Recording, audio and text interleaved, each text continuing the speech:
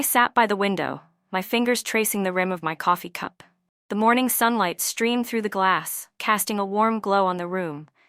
But it did little to ease the knot of anxiety in my chest. Ethan was in the kitchen, humming softly as he prepared breakfast. The sound was comforting, familiar, but it couldn't drown out the thoughts swirling in my mind.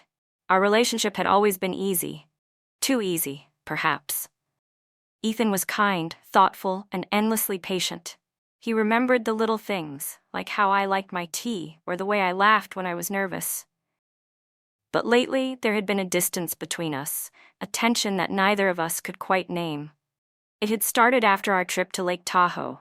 A weekend getaway with friends had turned into a minefield of unspoken emotions.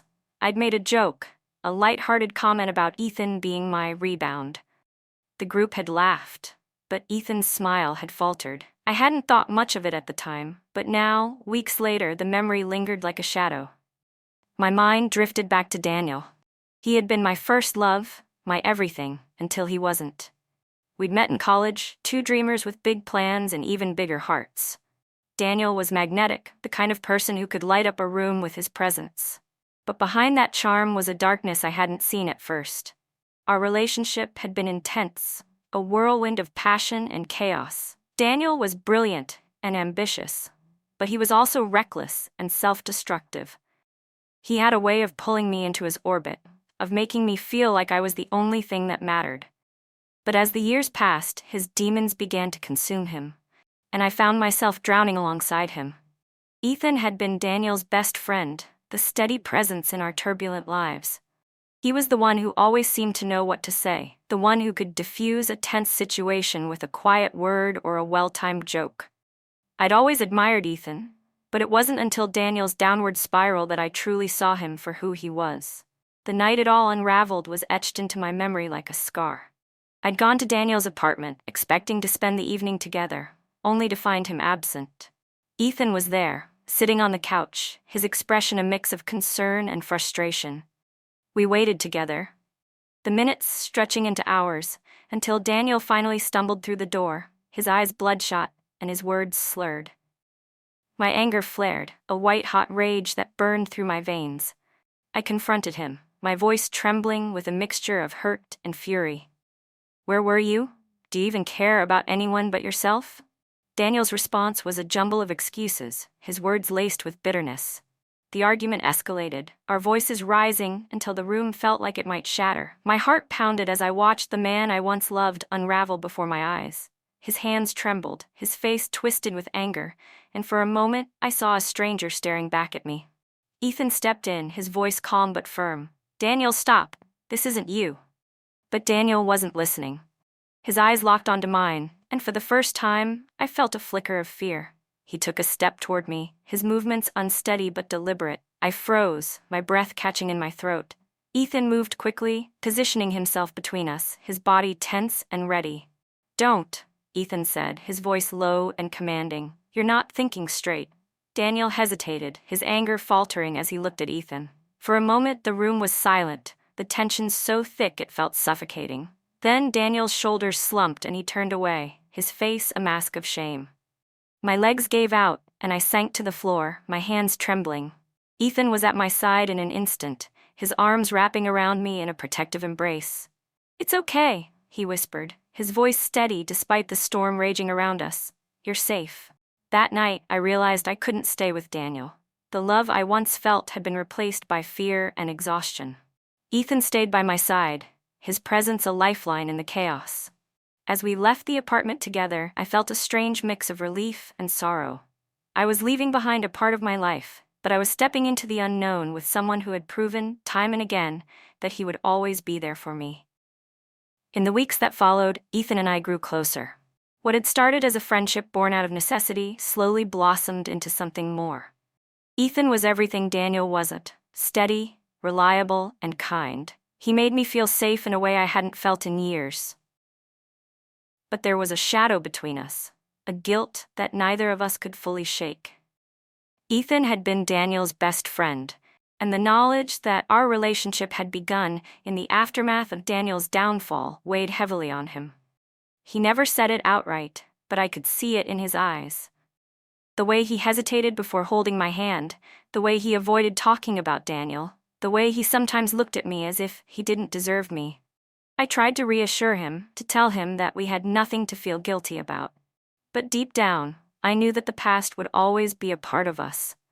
A ghost that lingered in the corners of our lives. The trip to Lake Tahoe was supposed to be a fresh start, a chance for Ethan and me to leave the past behind and focus on our future. We'd been planning it for months, and I'd been looking forward to it with a mix of excitement and nervousness. The first few days were perfect. We spent our mornings hiking through the pine forests, our afternoons kayaking on the crystal-clear lake, and our evenings laughing with friends around a crackling bonfire. But on the third night, something shifted. We were sitting around the fire, the flames casting flickering shadows on our faces. The conversation turned to relationships, as it often did, and I found myself opening up in a way I hadn't in years. Ethan was my rebound, I joked, my voice light and teasing, but he turned out to be the real deal. The group erupted in laughter, but Ethan's face darkened. He didn't say anything, but I could feel the tension radiating from him. Later, when we were alone, he confronted me. "Why would you say that?" he asked, his voice tight with anger. I blinked, caught off guard. "It was just a joke," I said, my voice faltering. "It's not funny," Ethan snapped. "I don't want to be reminded of how we started. I don't want to think about Daniel." I felt a pang of guilt. I hadn't meant to hurt him, but I could see now how my words had cut deeper than I'd realized. A week later, I found the letter. It was tucked into the back of Ethan's desk drawer, hidden beneath a stack of old receipts and bills. I hadn't meant to snoop, but I'd been looking for a pen when I stumbled across it. The envelope was addressed to Daniel, Ethan's handwriting unmistakable. My hands trembled as I opened it, my heart pounding in my chest. "Dear Daniel, I don't know if you'll ever read this, but I need to say it anyway. I've been carrying this guilt for years, and I can't keep it buried anymore. What happened between us, between you and Maya, wasn't fair to anyone. I never meant to hurt you, but I can't pretend I regret being with her. She's the best thing that's ever happened to me, and I'll spend the rest of my life trying to deserve her. I just hope one day you can forgive me. Ethan." Tears blurred my vision as I read the words, my chest tightening with a mix of emotions. Guilt, love, fear. They all swirled together until I couldn't tell where one ended and the other began. I didn't know what to do. Part of me wanted to confront Ethan, to demand an explanation, but another part of me was afraid of what I might hear. That night, I waited for Ethan to come home, the letter clutched tightly in my hands. He walked through the door, his face lighting up when he saw me, but his smile faded when he noticed the look on my face. "What's wrong?" he asked, his voice tinged with concern. I held up the letter, my hands shaking. "I found this." His eyes widened, and for a moment he looked like a deer caught in headlights. Then his shoulders slumped, and he let out a long, shaky breath. "Maya, Why didn't you tell me?" I interrupted, my voice breaking. "Why didn't you tell me you were still carrying this guilt?" He ran a hand through his hair, his expression pained. "Because I didn't want to hurt you. I didn't want you to think that I regretted being with you." "But you do, don't you?" I said, my voice barely above a whisper. "No," he said firmly, his eyes locking onto mine. "I don't regret being with you, Maya. Not for a second. But I do regret how it happened. I regret that I hurt Daniel, that I betrayed his trust, and I regret that I can't seem to let it go." Tears streamed down my face as I listened to his words, the weight of his guilt pressing down on me like a physical force. "Ethan," I said softly, reaching out to take his hand. "You don't have to carry this alone. We're in this together, remember?" He nodded, his eyes filled with tears. "I know. I don't know how to move past it." A few days later, Ethan told me he wanted to see Daniel. "I need closure," he said, his voice steady but his eyes filled with uncertainty. "I need to face him, to apologize. I can't keep living with this guilt." I nodded, my heart pounding in my chest. "Do you want me to come with you?" He hesitated, then shook his head. "I think I need to do this alone." I understood, but that didn't make it any easier.